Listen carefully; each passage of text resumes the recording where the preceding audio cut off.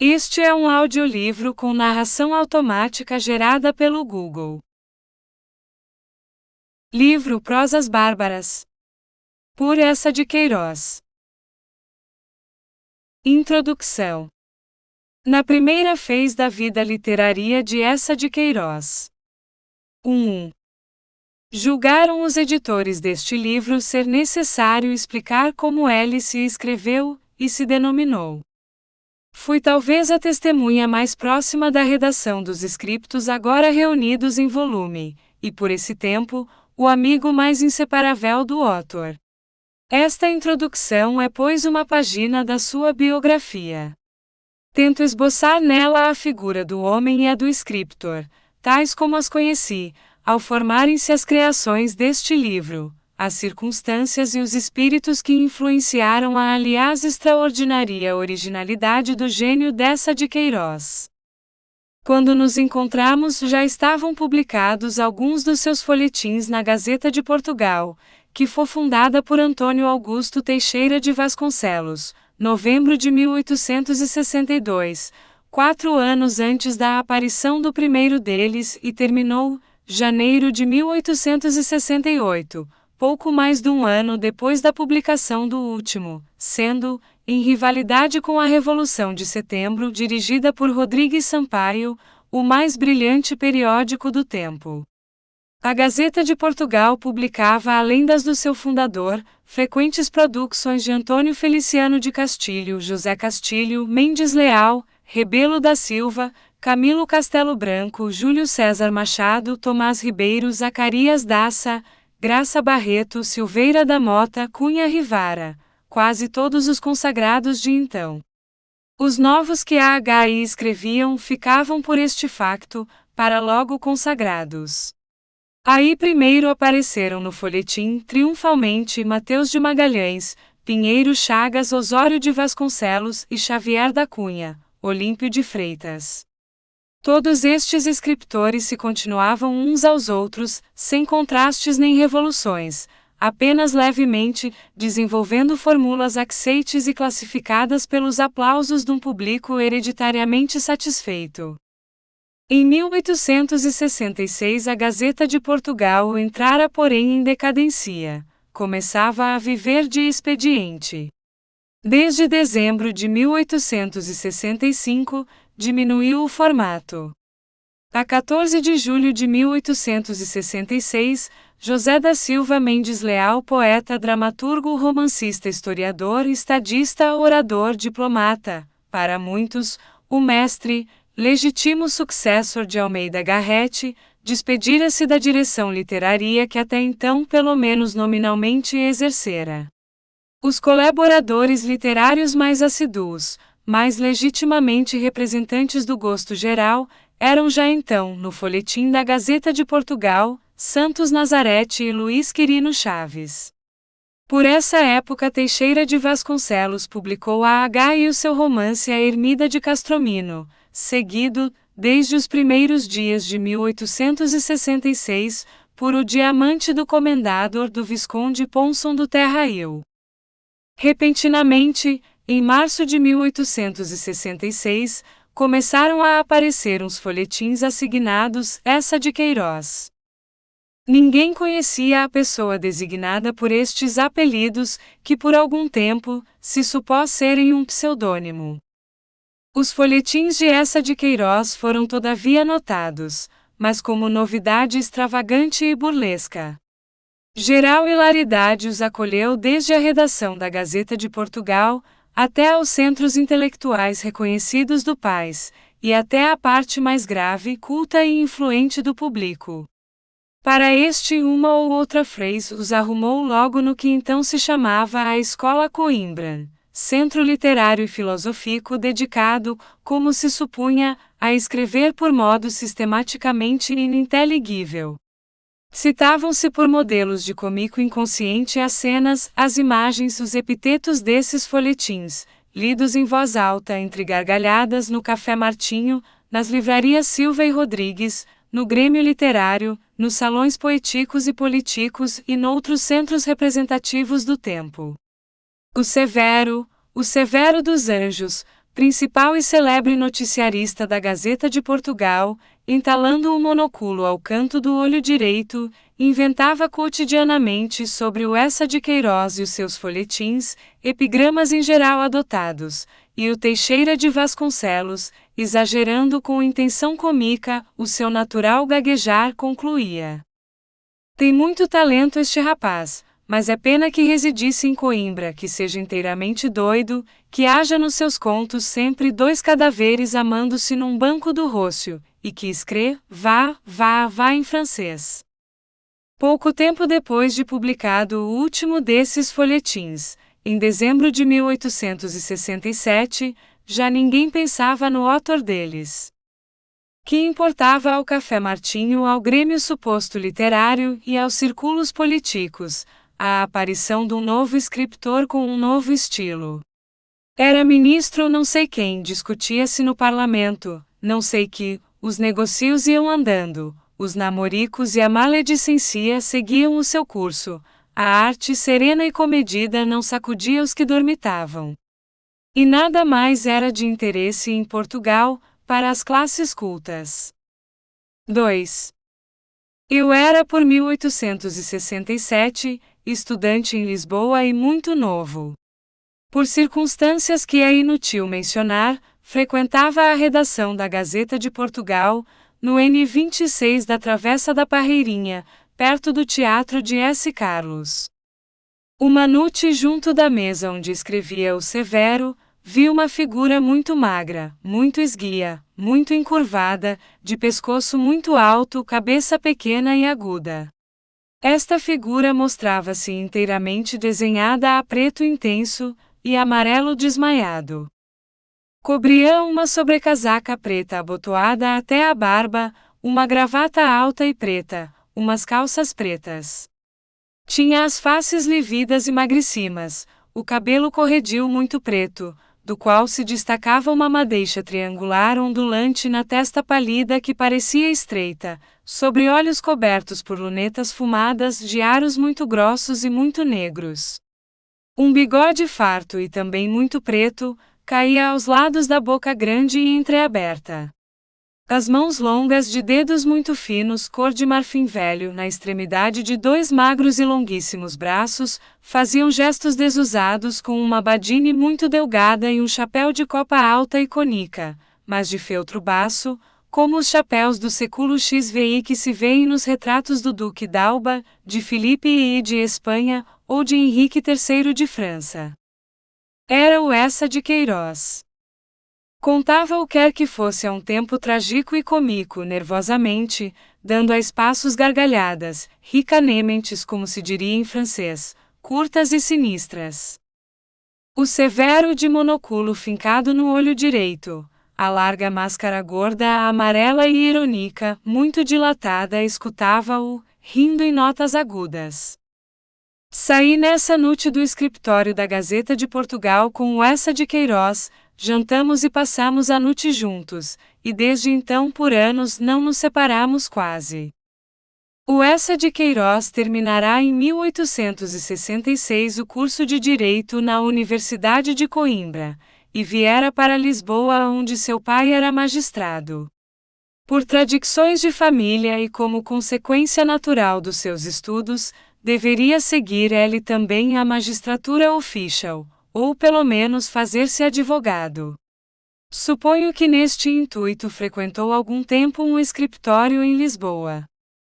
Mas a arte tomava-o já a esse tempo fundamente, e ia-se-lhe o tempo a ler, a cismar, a idear, a cogitar os aspectos subtis das coisas. Eça de Queiroz morava em casa da família ao Rócio, no quarto andar do prédio N26. O seu quarto pequeno com uma mesa ao centro e uma estante para poucos livros, dava para a Rua do Príncipe. Aí foram em parte escritos os folhetins das prosas bárbaras.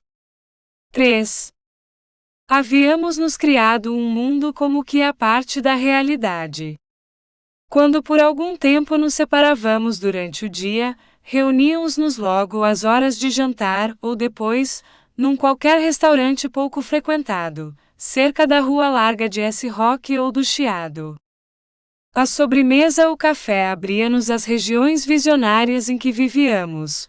O Eça de Queiroz bebia-o com atenção concentrada e reverente, curvado de alto sobre a chavena, para onde cada feição, principalmente o nariz comprido e adunco, como que se prolongava aguçada. A uma primeira chavena seguia-se uma segunda e uma terceira, e íamos para minha casa continuar a beber café, às vezes até madrugada. Nestas circunstâncias foram escritos por Eça de Queiroz muitos dos contos agora reunidos em volume. Eu morava no primeiro andar da casa N19 da então Travessa do Guarda-Mor, em pleno bairro Alto. No meu quarto de estudante havia um grande armário cheio de livros, cavado na espessura da parede, uma grande mesa central sobre que se escrevia, e uma secretaria de feitio estranho dada a meu pai por Almeida Garrett, usada por este para escrever de pé, que sugere a Eça de Queiroz, a forma da mesa onde anos depois em Paris, quase sempre trabalhava. Uma larga janela de sacada abria para a Rua dos Calafates em frente a prédios baixos que, por isso, não impediam o acesso do ar, da luz, e a vista de um espaço aberto que dava uma impressão de vila de província. No mais próximo desses prédios moravam duas raparigas muito novas e bonitas, a cantar, costurando ativamente o dia inteiro, entre craveiros e manjericões, por vezes para o Eça de Queiroz e outros líricos fantasistas que me visitavam, pontos de partida de longas variações em verso e prosa, sobre o eterno feminino. Certas noites entrava o Eça de Queiroz, já tarde no meu quarto com um rolo de papel na mão dizendo: "Sou eu sim, amigo." E aludindo aos corvos, milhafres, gaviões, que com tanta frequência, fantasticamente apareciam nos seus contos, acrescenteava: "Sou eu e os meus abutres, vimos criar devorando cadáveres." Muitas coisas preocupavam o Eça de Queiroz quando trabalhava. Durante tempo só pôde escrever em certo papel ao maço, que ele próprio ia comprar a uma loja pequena de chá e papel selado, no N41 da Rua Larga de S. Roque. Havia de entrar no meu quarto com o pé direito, suspendendo-se por isso no último momento, recuando o pé esquerdo agourento, quando já este inoportunamente se adiantasse, e fazendo hesitante e confuso, antes de enfim passar a porta, um ruído inexplicável. Tinha o terror das correntes d'ar, e andava continuamente a fechar a janela ou as portas, a mudar a posição da cadeira onde se sentava, murmurando em voz cava: "É a pneumonia, a congestão pulmonar fulminante, a morte, menino."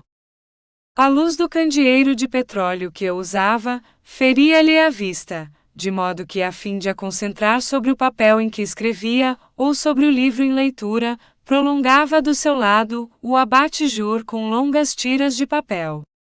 Não podia suportar poeira nas mãos, e levantava-se a miúdo da mesa para ir cuidadosamente, interrompendo a composição, mas recitando em voz alta as frases que tinha escrito, lavar as pontas dos dedos. Fumava constantemente cigarros, enquanto trabalhava, inclinado sobre o papel que olhava muito de perto. E uma vez embebido nas suas criações não falava, não escutava, não atendia a coisa alguma, embrulhando o cigarro, indo lavar as mãos ou fechar a porta, passeando pela casa, sempre muito curvo com passadas altas e largas, fazendo gestos de dialogar com alguém, resfolegando ruidosamente, abrindo muitos olhos, elevando e baixando nervosamente as sobrancelhas, as pálpebras e as rugas horizontais da testa, onde ondulava convulsão a sua madeixa corredia, negra e triangular. Escrevia com extrema facilidade e nesta época emendava muito pouco. As imagens, os epitetos ocorriam-lhe abundantes, tumultuosamente, e ele redigia rápido e insensível à repetição de palavras ou a desequilíbrio de períodos, sem exigências críticas de forma, aceitando comovido, o que tão espontaneamente e tão sinceramente lhe ocorria. Quando nessas noites ele me lia alguns dos seus contos, a figura e a voz completavam-lhe as fantásticas criações. Erguia-se quase nos bicos dos pés, de uma magreza esquelética, lívido, na penumbra das projeções do candeeiro, os olhos esburacados por sombras ao fundo das órbitas, sob as lunetas de aro preto, o pescoço inverosimilmente prolongado, as faces cavadas, o nariz afilado, os braços lineares intermináveis. Então, com gestos de aparição e espanto, a voz lúgubre e sentimental, enfaticamente patética ou gargalhando sinistramente, declamava. Às vezes altanute, quando a excitação do trabalho e do café nos havia quase alucinado, saíamos pelas ruas desertas do bairro Alto, ou estendíamos as nossas explorações à Mouraria, à Alfama em volta da Sé e pelas encostas do Castelo de São Jorge, a examinar a fisionomia fantástica e quase humana das casas antigas, algumas ainda então, nesses bairros mouriscais ou medievais. As casas sem luz, escreveu Eça de Queiroz, têm o aspecto calmo e sinistro dos rostos idiotas. De uma vez quase de madrugada, seguindo a rua de São Boaventura, divisamos ao longe, no pátio do Conde de Soure, uma fila de homens agigantados, segurando como que longas e grossas lanças, cujos ferros se perdiam talvez na atmosfera mal alumiada, e cujos coutos se esfumavam na massa confusa do que parecia ser nuvens rasteiras. Estes homens eram para nós apenas esboçados por grandes massas de sombra e luz. De alguns saíam barbas hirsutas. Estavam imóveis. Tivemos a impressão de um quadro sobrenatural. Aproximamo-nos. Eram varredores municipais que esperavam, encostados às vassouras, a hora de se dispersarem pela cidade. Nas noites mais serenas, nas noites de luar, saíamos da cidade e íamos pelos campos e pelos montes, ou ao longo das margens do Tejo conversando, improvisando até nascer o sol. De ordinário, nas noites de composição e conversa, ou em seguida às nossas divagações peripatéticas, o Eça de Queiroz dormia em minha casa. E havia para ele ritos determinados no modo de dispor a roupa que despia, antes de se deitar, colocando os punhos sobre uma mesa pela ordem porque os tinha usado, no braço direito e esquerdo respectivamente, e dispondo as botas à porta, para que o meu criado as limpasse sem nos acordar, também pelo mesmo método, ordenadamente emparelhadas. E ao meter-se na cama para explicar os seus movimentos supersticiosos, murmurava persinhando-se. É preciso obedecer com fé e sem exame às leis subtis das coisas. Ninguém sabe exatamente, menino, de que possa depender o curso dos acontecimentos e o mistério complicado dos fados. Na época em que se publicaram os folhetins da Gazeta de Portugal, eram poucos os amigos que frequentavam a minha casa. O mais assíduo era por esse tempo, além do Eça de Queiroz, o Salomão Saraga que quando aparecia, se ocupava toda a noite em explicar-nos, simultaneamente, a construção de carruagens, a fabricação de tecidos com desperdícios de lã, o livro do profeta Isaías, e os historiadores das origens do cristianismo. De tempos a tempos o Eça de Queiroz dizia-me: estamos nos tornando impressos. Basta de ler e imaginar. Precisamos de um banho de vida prática. É-nos indispensável o acto humano, inverossímil se for possível tanto, a aventura, a lenda em ação, o rir palpável. Vamos pois cear com o capitão João de Sá, o João de Sá Nogueira, D'Artagnan da África em disponibilidade. E íamos com efeito encontrar este nosso amigo, oficial do ultramar, que a ceia nos contava, durante o bacalhau com batatas, o meio-bife e o colares, as pitorescas façanhas das suas viagens nos sertões. 4. Havendo eu pertencido à primeira geração afetada pelos scriptos de Eça de Queiroz, as recordações do meu sentir de então têm talvez valor histórico. O ano de 1867 é uma das datas capitais, na história da educação do meu espírito. A predominante paixão pela música ligara-me a Augusto Machado, que estudava então piano e harmonia com dois dos melhores mestres da especialidade em Lisboa. Nesta cidade floresciam por esse tempo o pot-pourri e as variações. A sensibilidade pública alimentava-se de um sem número de reveres. O grau supremo do perfético, geralmente conhecido ao piano, atingia-se com os nocturnos de Ravina e Doller. Os arranjos operaticos de Thalberg e Liszt eram o ideal raras vezes realizado. Ora, em 1867, Augusto Machado, ao voltar de Paris, onde cursara piano, harmonia e composição com Alberto de Lavignac, trazia como repertório de estudo os prelúdios e fugas de Bach, as sonatas de Mozart e Beethoven, as obras de Mendelssohn, Schumann e Chopin. Os folhetins de Eça de Queiroz fizeram-me uma impressão só comparável em profundidade e consequências subjetivas, a que, justamente pela mesma época, me fazia a descoberta das obras dos grandes criadores da música moderna. Esses folhetins pareceram-me uma grande novidade, não tanto nos assuntos e na intenção como no poder de realização artística. Enfim, encontravam formas intensas de expressão, factos antes na literatura portuguesa insuficientissimamente revelados. Pelos pontos de vista, pelo estilo, esses folhetins eram ainda no ano de 1866, uma quase inteira novidade para os leitores da língua portuguesa, como haviam sido para todo o sul da Europa, a aparição do romantismo francês nos primeiros anos do século XX, as mesmas ideias e estilos semelhantes. Nesses primeiros scriptos, Eça de Queiroz era, na verdade, o que geralmente se denomina um romântico. Ele próprio dizia da época imediatamente anterior. Naqueles tempos o romantismo estava nas nossas almas. Fazíamos devotamente oração diante do busto de Shakespeare. E então mesmo achava ser preferível a saúde vulgar e inútil que se goza no clima tepido que habitam Racine e Scribe, a doença magnífica que leva ao hospital romântico. Com efeito, por uns 2 séculos, pareceu gozar-se nas regiões mais evidentes da literatura uma inalterável saúde, só certos factos do espírito perfeitamente determinados, só as ideias e os sentimentos susceptíveis de clara determinação, eram nessa literatura expressos.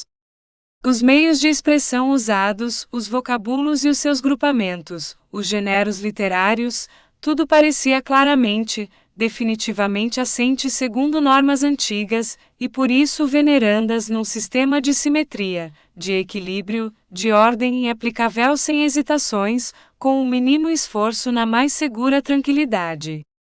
Assim viveu na Europa em geral, a gente culta do século XVI ao século XVIII. Começaram pelos meados deste, a mostrar-se nos espíritos signais inquietadores, além das ideias completamente compreensíveis e dos sentimentos inteiramente claros, outras ideias e outros sentimentos se impuseram à expressão dos literatos. Entre as grandes formas dos afectos, como entre as cores mais vivas, distinguiram-se transições e meias tintas. Os homens não pareceram estar sempre ou exuberantemente alegres ou definitivamente tristes. Havia comoções de sentimentos intermediários ao amor e ao ódio. Entre o preto e o branco descobriram-se gradações infinitas. Cada ideia classificada, cada sentimento catalogado antes começou então, pouco a pouco, a mostrar-se o centro de grandes grupos psicológicos, de factos espirituais diversamente complexos, susceptíveis de definição variável, de clareza decrescente. Uns que podiam ser nitidamente, como que linearmente, desenhados, inteiramente descriptos, completamente iluminados, outros que só podiam indeterminadamente sugerir-se, sumariamente indicar-se por vagas massas de cor, de sombra e de luz. Uns que são as ideias e os sentimentos que todos os homens conscientemente reconhecem como a matéria superficial da existência. Outros, mais ou menos inconscientemente dominantes, sem nome ou descrição que os esgote, prolongando-se pelas profundidades insondáveis e inexpressíveis das almas. Do conhecimento destes estados mais subtis e raros do espírito, resultou inevitavelmente a sua cultura. Os sistemas nervosos pareceram desenvolver-se em sentidos anormais, e imprevistas ou mais conscientes vibrações vieram impor-se, criar ou tornar mais complexas as nevroses. Novas formas de expressão foram necessárias, não só para os novos estados da consciência, mas porque cada espírito começou a sentir e a pensar independentemente, reconhecendo o dever procurar por si, por isso quanto possível fora de fórmulas e regras já feitas, os termos que mais exatamente lhe simbolizassem as concepções pessoais. Toda esta revelação espiritual, toda esta descoberta de regiões ignoradas ou indolentes dos espíritos, toda esta aparição de aspirações, de incertezas, de incoerências novas, toda esta quebra de moldes, todo este desequilibrar de forças e simetrias, pareceu ser às gentes cultas, serenas e classicamente imitativas, uma grande doença mental, ou variadas doenças nervosas que atacassem a humanidade.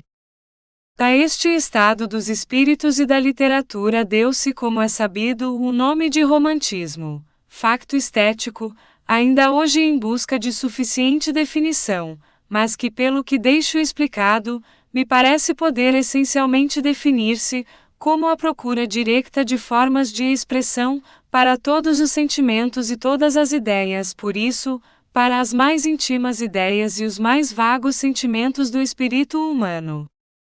Muitos pretendem que essa doença moral foi apenas nos fins do século XVI, a reincidência da epidemia que devastara a Europa durante o período secular desdenhosamente denominado por os saudáveis neo-greco-romanos como a Idade Mídia, escura de transição, que em história há a considerar entre os dois períodos clássicos de equilíbrio e saúde normal. O romantismo pareceu ser, geralmente, a ressurreição idealizada dessa Idade Mídia. É que durante esta, gradualmente se formaram as nações modernas da Europa na sua íntima complexidade sentimental. Nelas as forças humanas, com o integral resultado de forças naturais que são, deram forma aos mais íntimos sentimentos do espírito. Os povos haviam vivido tradicionalmente mergulhados nas criações completas da sua arte e da sua religião. Haviam amado, adorado, temido, trabalhado, lutado, cantado, dançado, cercados por todas as vibrações inconscientes da sua fantasia. Haviam formado com a interpretação dos aspectos naturais, com os gênios e as fadas de 1000 religiões evolutivas, os novos santos cristãos e milagrosos. Haviam sentido em cada ser orgânico ou mineral, real ou fantasiado, propício ou hostil, influência humana, e haviam se suposto indissoluvelmente solidários com uma natureza sempre animada, por onde os próprios cadáveres se dispersavam em pulverizações de espíritos e atividades. Estas manifestações da vida espontânea dos povos durante a Idade Mídia, sem dúvida solicitaram a interpretação dos românticos, cuja razão de ser, cuja missão era também, como já mostrei, expressar completamente, até aos mais profundos e subtis todos os factos do espírito. Mas o chamado romantismo deu-se na Europa dos fins do século XVIII aos anos de 1830 ou 1850, modificando durante esse tempo a literatura do remoto Portugal. Que novidades podia, pois, ainda apresentar o romântico Eça de Queiroz aos românticos portugueses de 1866? É o que vou explicar. O romantismo tomou primeiro corpo saliente, ao norte da Europa, e só depois se estendeu ao sul. Veio dos países de luz atenuada e nevoas visionárias, indeterminadoras de formas e de cores, para as terras de sol brilhante e a atmosfera límpida, formas vincadas e cores elementares. Nesta descida através das latitudes as ideias foram ganhando nitidez, definição, brilho, e correlativamente perdendo meias tintas claro-escuro, indeterminação. Os sentimentos transportados com simplificações lucidas à superfície dos espíritos, pelos artistas das terras do sul, perderam muitos dos nimbos esfumados, muitas das atmosferas de atenuada iluminação que os rodeiam nas regiões profundas onde eles nascem completos. Enquanto o norte expressava tudo o que nas ideias é quase apenas sugerir. Esperamos que você tenha gostado desta prévia. Para continuar ouvindo este audiolivro no Google Play Livros, use o link na descrição do vídeo.